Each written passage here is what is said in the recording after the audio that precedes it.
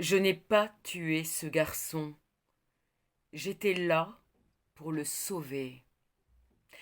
Voici donc le bal des vautours de Ilaria Tutti, paru le 14 août 2025 aux éditions Robert Laffont, 432 pages, traduites par Johann Frédéric Helgedge. Titre original: Madre d'Ossa ou Mère des ossements. La chronique a été rédigée sur Évanence littéraire, la page Facebook et le site internet, le 1er mars 2026. Les adieux à un personnage fabuleux. Après 2 tomes précédents, intitulés Sur le toit de l'enfer et La nymphe endormie.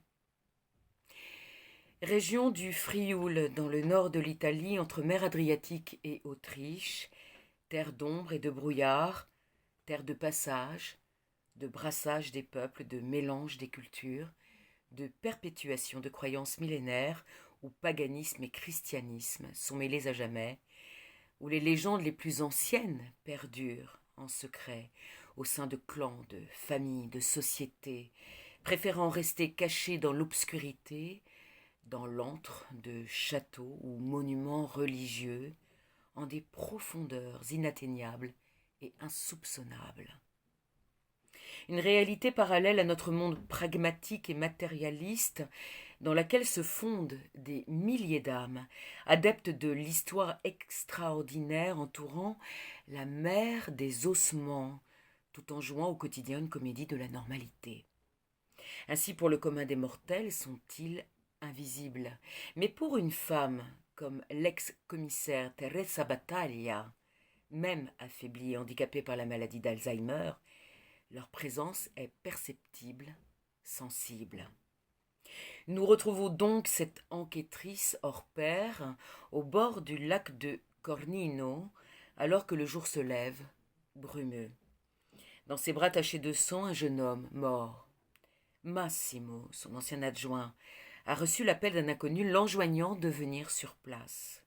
Il tombe donc sur cette scène, digne d'une pietà macabre, bouleversante tant la faiblesse de Teresa est évidente, terrifiante par les conséquences néfastes qu'elle peut avoir sur l'avenir de la malade. La présence de vautours fauves planant au-dessus d'eux renforce le sentiment de danger et d'urgence.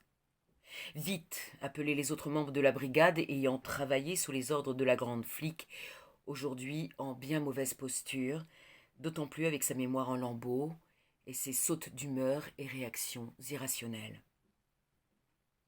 Que fait donc Teresa en ce lieu, avec ce cadavre? Comment faire surgir la vérité dans ce cerveau en perdition? Tous vont se souder autour de la figure mythique de la policière d'Udine, afin de la protéger de ses ennemis de toujours et de ceux qu'ils ne connaissent pas encore. A-t-on voulu la piéger?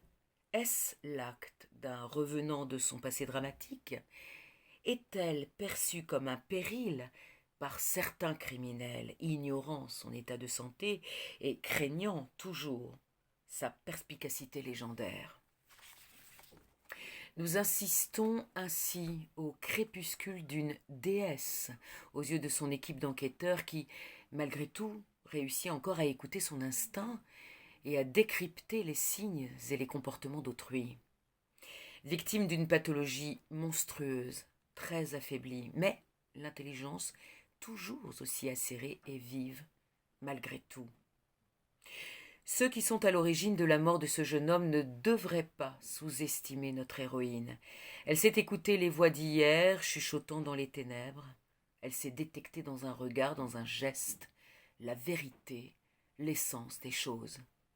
Une plongée dans les méandres de l'esprit humain, celui de Teresa, mais également de celui d'être en perdition, piégé dans une foi en l'impensable. Ainsi, Ilaria Tutti offre un bel hommage à sa terre natale, ce Frioul ancien et mystérieux dont elle s'inspire pour créer ses scénarios et ses décors. Une trilogie réussie, singulière et captivante. Gratitude, Ilaria Tutti.